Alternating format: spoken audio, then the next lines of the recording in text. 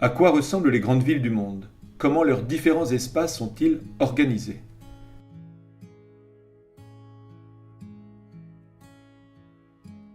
Sur 7,4 milliards d'habitants, la Terre comprend 4 milliards de citadins. Une personne sur deux vit en ville, 54% pour être précis. Ils seront 2 sur 3 en 2050, soit 66%. Cette urbanisation du monde, toutefois, est inégale. Dans les pays développés, la part de la population urbaine est stable, à peu près 80%. Dans les pays émergents et les pays en développement, les PED en revanche, le taux d'urbanisation est plus faible, 45%, mais la croissance urbaine est plus forte en raison de l'exode rural. En conséquence, partout dans le monde, l'étalement urbain progresse aux dépens de l'espace rural. Dans les pays développés, cet étalement est provoqué par le choix des citadins de quitter le centre-ville pour s'établir dans des espaces périphériques afin de profiter d'une maison individuelle.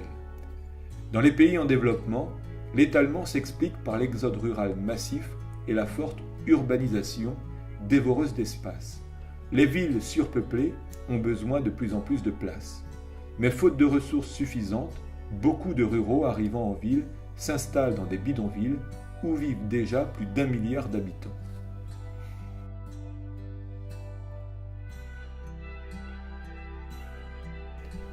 Partout dans le monde, les villes sont constituées d'un centre et d'une périphérie.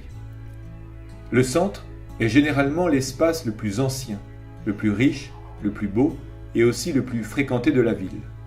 C'est ici que sont concentrés les lieux de commandement politique, mairie, économique, commerce, financier, bureaux, culturels, musées, voire touristiques pour les monuments.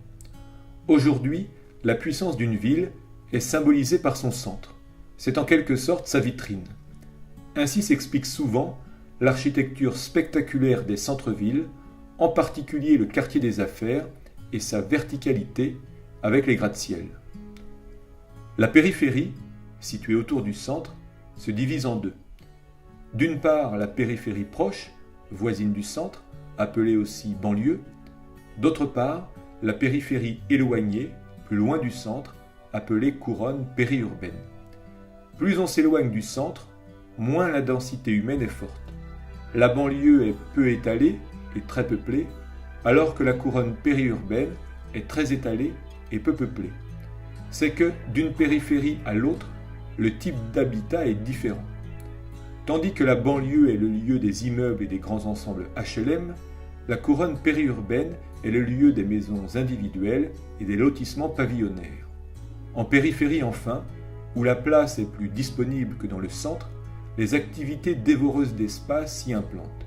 Zones industrielles, parcs technologiques, centres commerciaux ou encore aéroports.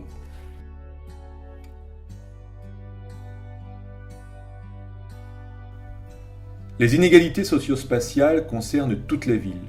On parle de villes fragmentées. Dans les pays développés, les classes aisées vivent plutôt dans le centre, les classes populaires en banlieue, dans les HLM, et les classes moyennes en périphérie, dans les maisons individuelles. Dans les pays en développement, la ségrégation sociale ne prend pas la même forme. Les riches et les pauvres vivent aux mêmes endroits, par exemple dans le centre. Mais alors que les riches vivent dans des quartiers fermés et sécurisés, les gated communities, les pauvres résident dans le bidonville du quartier voisin. Dans les villes des pays développés, tous les services urbains sont assurés. Ramassage des ordures, eau courante, électricité. Dans les villes des pays en développement en revanche, les services urbains sont souvent très défaillants. Hygiène douteuse, eau non potable, électricité mal raccordée. Enfin, une difficulté est commune à toutes les villes du monde, les embouteillages et la pollution. Dans les villes des pays développés, cette difficulté est due au trop grand nombre de voitures et à la longueur des déplacements quotidiens entre centre et périphérie. Dans les villes des pays en développement, cette difficulté est due au surpeuplement et au dysfonctionnement des transports en commun.